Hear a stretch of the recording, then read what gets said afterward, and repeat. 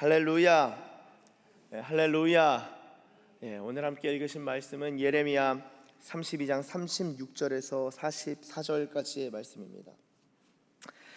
여러분, 제가 이 바벨론 포로 귀환, 그러니까 이스라엘 남유다, 특히 이제 예루살렘을 중심으로 하는 남유다가 바벨론으로 끌려간 것을 이제 제2의 출애굽이 아니라 입애굽이고, 그리고 포로에서 귀환하는 것을 제2의 출애굽의 그림으로 계속적으로 설명하고 있고, 그러한 출애굽의 개념과 이미지와 그런 모티브를 가지고 있을 때 이 포로 귀환을 자리할 수 있다라고 제가 누차 말씀드렸는데요. 여러분, 하나님께서 이 하나님의 백성들을 사랑하시나요? 사랑하시죠. 그런데 이 백성들을 사랑하시는 것 가운데 허락하신 것은 그들이 망하는 것을 허락하셨다라는 것입니다. 이게 되게 중요해요. 하나님의 사랑에 우리가 대부분 하나님께 이제 포인트를 맞추고 있는데요. 이 유대 백성들 입장에 있어서는 우리가 망한 것을 딱 망하면은 인간이 본능적으로 어떻게 질문하냐면은, 야, 하나님 우리 안 사랑하시나 보다, 이렇게 우리의 이성이 작동을 해요. 하나님 우리를 안 사랑하시나 보다, 이렇게 생각을 하는데, 하나님은 이 남유다 백성들, 하나님의 약속의 백성들, 언약 백성이 망할 때에도 사랑하셨다는 거예요. 자, 그렇다면은 망할 뿐만 아니라 이들이 바벨론으로 끌려간 그 상황, 바벨론에서는 하나님이 이스라엘 백성들을 사랑하셨을까요? 안 사랑하셨을까요? 바벨론으로 갔으니까 더 이상 안 사랑하셨을까요? 아니죠. 사랑하셨겠죠. 사랑하셨어요. 여러분, 그렇기 때문에 우리가 바벨론의 상황이 있을 때도 하나님은 여전히 그들을 사랑하시고, 바벨론에 있는 상황에서도, 또한 바벨론에 가기 직전에도 하나님은 하나님이 그들을 사랑하사 그들을 향한 구원의 계획을 가지고 계시다. 여러분, 그것을 이해하셔야 됩니다. 우리의 삶이, 야, 이거 내 인생 이거 꼬였네, 힘드네, 그때에 하나님께서 얼마나 큰 은혜를 주시는지 몰라요. 제가 여러분 개인적으로는 어제 이제 저에게는 휴무일이기 때문에 어제 우리 하진 목사님하고 같이 또 이렇게 시간을 보내고 데이트를 하고, 저희 부부랑 목사님하고 같이 시간을 보내고 재밌게 이야기를 나누고, 그리고 이제 도서관을 가서 책을 읽고 또 묵상을 하고 글을 쓰고, 그러면서 이제 돌아오는 길에도 가는 길에도 아내랑 이런저런 얘기를 했는데요. 제가 어제 그런 얘기를 했어요. 야, 하나님이, 제가 이제 재정적인 어려움을 이렇게 크게 경험하면서 어려움을 경험했는데, 이 마음이 또 낙심하는 일들이 이제 겹쳐서 일어나는 일들이 있었어요. 하여튼 근데 그걸 하나님 나한테 허락해 주셨구나. 제가 그 상황 가운데서 하나님이 저의 마음을 어떻게 다뤄가시냐면은, 그리 옛날이 아닙니다. 그리 옛날이 아니에요. 어떤 은혜를 허락하시냐면은, 재정에 있어서 하나님 앞에서 결단하는 게 하나 있었고요. 또한 이 결단이 앞서 재정에 있어서 하나님을 신뢰하는 법을 배우기 시작했어요. 내가 이제 목회자가 되고 사역 열심히 하면은 재정의 복이 막 임해야 되는 것 아닌가? 재정이 막 빵빵 열리고 주변에 가족들도 다 막 재정의 복을 받고 은혜를 받아야 되는 것 아닌가? 그런데 생각보다 풀리질 않는 거예요. 그런데 그 상황에서 저는 막 사역도 열심히 하고 막 그런 상황에서 재정적인 어려움들이 이제 또 하여튼 그런 마음이 어려워진 사건들이 있었는데요.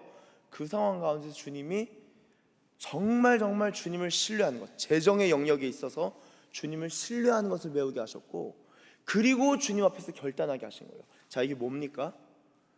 주님이 마음을 바꿔주신 거예요.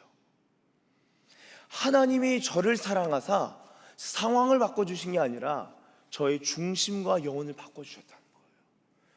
이것이 잘 이루어지면은 그 다음에는 하나님이 필요할 때에는 상황도 바꿔주셔요. 제가 단순히 그냥 열심히 하고 막 새벽 예배 나오고 하면요, 뭔가 하나가 해결될 것 같으시죠? 그런데 하나님이 마음을 다루신다는 거예요. 마음을 달아보신다는 거예요. 마음을 새롭게 하신다는 거예요. 그 다음에 필요한 경우에는 상황도 바꿔주시는 거예요. 여러분, 이 원리가 출애굽의 원리에도 고스란히 녹아져 있고요, 오늘 읽은 예레미야 32장에도 같은 원리가 녹아져 있습니다. 자, 보세요. 오늘 32장 37절을 보시면 36절엔 이성에 대하여 이와 같이 말씀하시는 거죠. 37절, 보라, 내가 노여움과 분함과 큰 분노로 그들을 쫓아 보내었던 모든 지방에서 그들을 모아들여 이곳으로 돌아오게 하여 안전히 살게 할 것이라. 상황을 바꿔주시네요. 그쵸? 자, 그 이유는 38절, 그들은 내 백성이 되겠고 나는 그들의 하나님이 될 것이며. 자, 원래도 하나님의 백성이었고요, 원래도 그들의 하나님이었습니다. 그런데 하나님은 될 것이며 미래형으로도 말씀하시는 거예요. 너희가 백성이었는데 왜 이 말씀을 하시죠? 새로운 종류의 언약이 체결되기 때문입니다. 원래도 언약 백성이었는데 다시금 하나님의 백성과 하나님의 백성이 되고 그들의 하나님 된다라는 것은 새로운 종류의 언약이 부여가 되기 때문에 하나님이 말씀하시는 거예요. 그러면서 39절, 내가 그들에게 한 마음과 한 길을 주어 자기들과 자기 후손의 복을 위하여 항상 나를 경외하게 하고. 우리 40절 한번 같이 읽겠습니다. 시작. 내가 그들에게 복을 주기 위하여.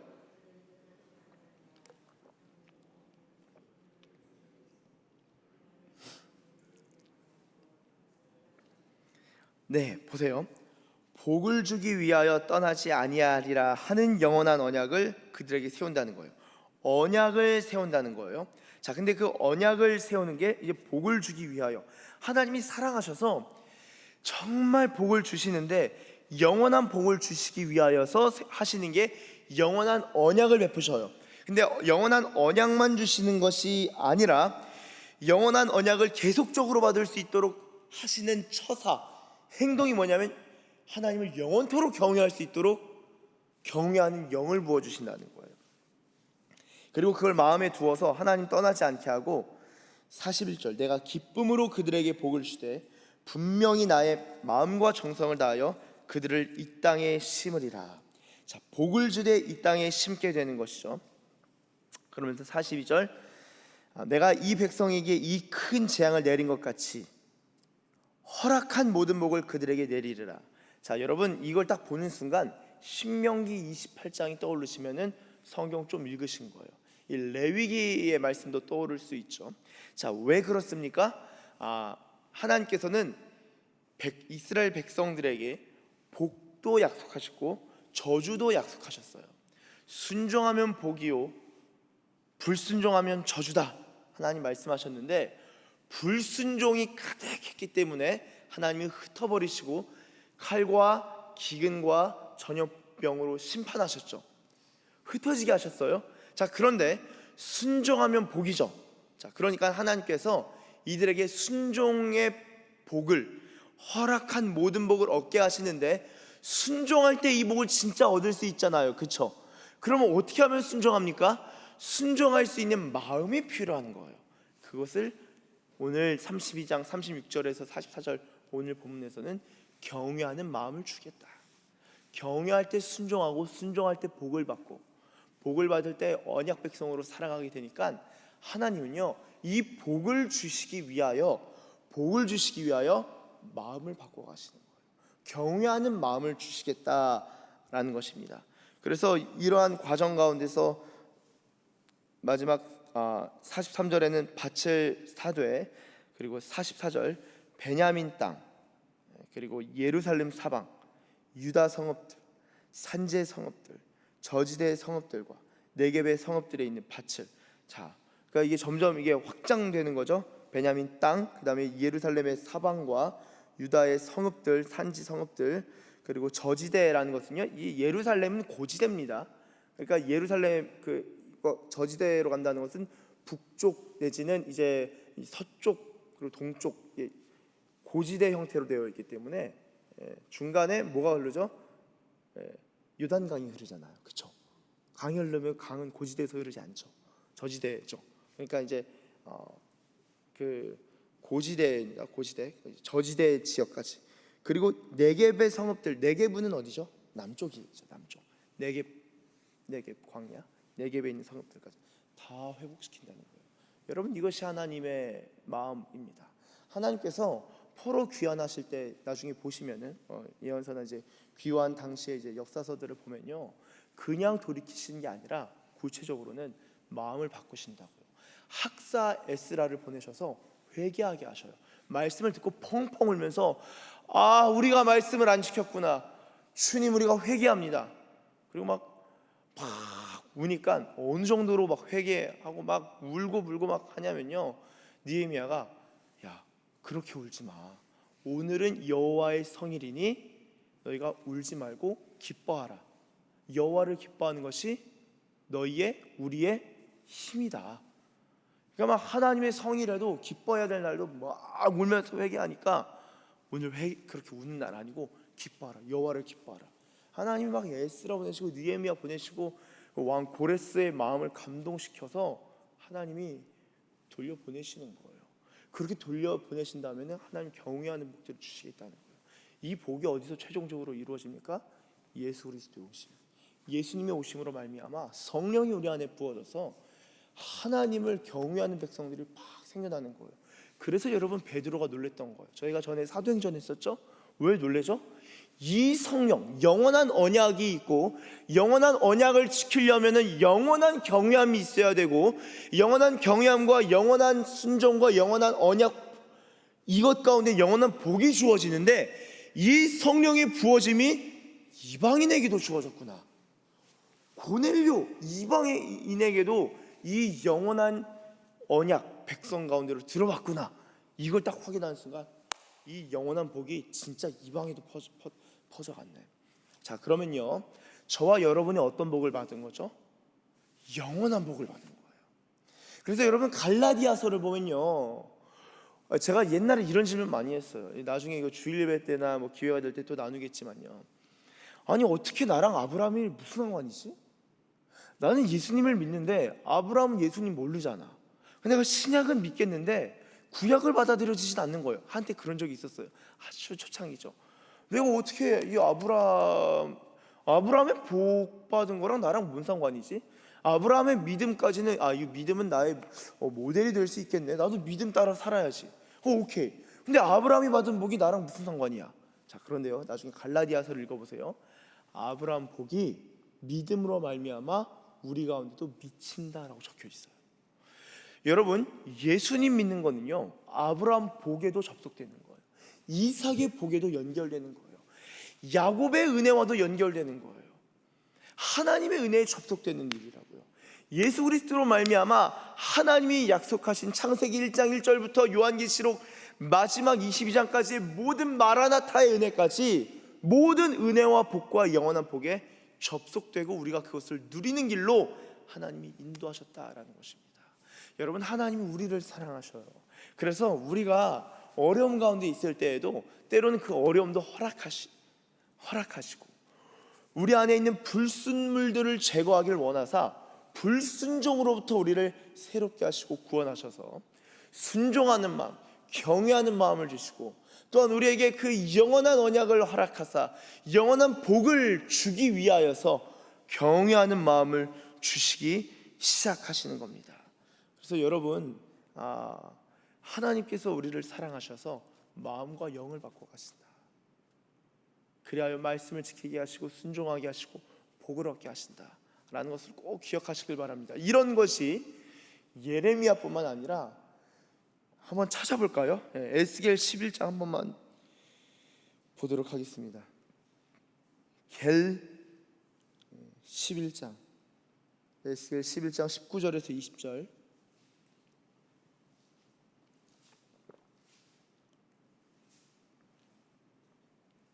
네. 한번 같이 읽어볼까요? 같이 한번 읽어보도록 하겠습니다. 시작. 내가 그들에게 한 마음을 주고 그 속에 새 영을 주며 그 몸에서 돌 같은 마음을 제거하고 살처럼 부드러운 마음을 주어 내 율례를 따르며 내 규례를 지켜 행하게 하리니 그들은 내 백성이 되고 나는 그들의 하나님이 되리라. 아멘. 여러분, 에스겔은 바벨론에서 활동했던 선지자입니다. 바벨론 강가, 그발 강가에 있을 때 하늘이 열리고 하나님의 형상이 보였죠. 그게 에스겔 1장 아닙니까? 바벨론에서도 이 새 언약의 약속의 말씀을 받는 거예요. 이러한 새 언약의 정신, 그리고 언약과 경외와 복이라는 것이 제가 아까 신명기 28장을 말씀드렸는데 28장을 다 읽을 수는 없으니까 아주 그 한 절에 요약되어 있는 부분이 있습니다. 6장 24절 한번 또 찾아볼까요? 6장 24절. 신명기 6장 24절. 요것도 한번 같이 읽어보겠습니다. 신명기 6장 24절. 신명기 6장 24절 우리 같이 읽도록 하겠습니다. 다 찾으셨죠? 시작. 여호와께서 우리에게 이 모든 규례를 지키라 명령하셨으니 이는 우리가 우리 하나님 여호와를 경외하여 항상 복을 누리게 하기 위하심이며 또 여호와께서 우리를 오늘과 같이 살게 하려 하심이라. 아멘. 여러분, 하나님이 우리를 얼마나 사랑하셔요. 우리를 사랑하사 복을 주시기 위하시고 은혜를 베푸시길 원하시고 생명을 주시는데 영원한 생명을 주시기 위하여서 우리의 삶을 인도해 가시는 겁니다. 인도에 가사 하나님이 우리를 사랑하신다는 것을 결론적으로 결국에는 나타내시고 또한 우리로 하여금 하나님을 사랑하되 적당히 사랑하는 것이 아니라 전심전력으로 신명기 6장 5절처럼 마음을 다하고 뜻을 다하고 힘을 다하여 내 하나님 여호와를 사랑하라 하는 것처럼 마음과 힘과 뜻, 생명, 성품 다하여 하나님 사랑할 수 있도록 주님은 우리에게 적당한 마음이 아니라 전심으로 사랑하는 것을 요구하시고 또한 전심으로 사랑할 수 있도록 인도하시는 하나님이십니다. 사랑하는 우리 서산기시교회 가족 여러분들, 하나님께서 여러분 각자의 상황이 어떠할지 모르겠습니다만 하나님께서 예비하신 은혜가 있고 예비하신 복이 있고요, 어려운 상황 속에서도 우리의 마음을 단련시키시고 새롭게 하시고 만지시고 만들어 가시고 새로이 빚으시는 하나님의 이 새 창조, 우리의 마음을 새롭게 만지시는 이 창조의 은혜와 역사, 구원의 은혜와 역사를 경험하는 저와 여러분들 되시길 예수님의 이름으로 축복합니다. 하나님을 항상 경외하고 또한 복을 누리시는 이런 복과 은혜도 받으시길 예수님의 이름으로 축원합니다. 기도하겠습니다. 하나님 감사합니다. 하나님, 우리의 마음을 만지시고 우리에게 새 영을 주시는 그것은 하나님의 사랑이요 하나님의 사랑으로부터 비롯된 약속인 줄로 믿습니다. 주의 백성들 새 영과 새 마음 부어주사 하나님의 말씀을 따라 살아가고 하나님의 말씀을 지키며 그 말씀을 지키는 가운데 말씀 안에 있는 모든 복과 은혜를 삶 속에서 실제적으로 경험하는 그러한 주의 백성들 되게 하여 주시옵소서.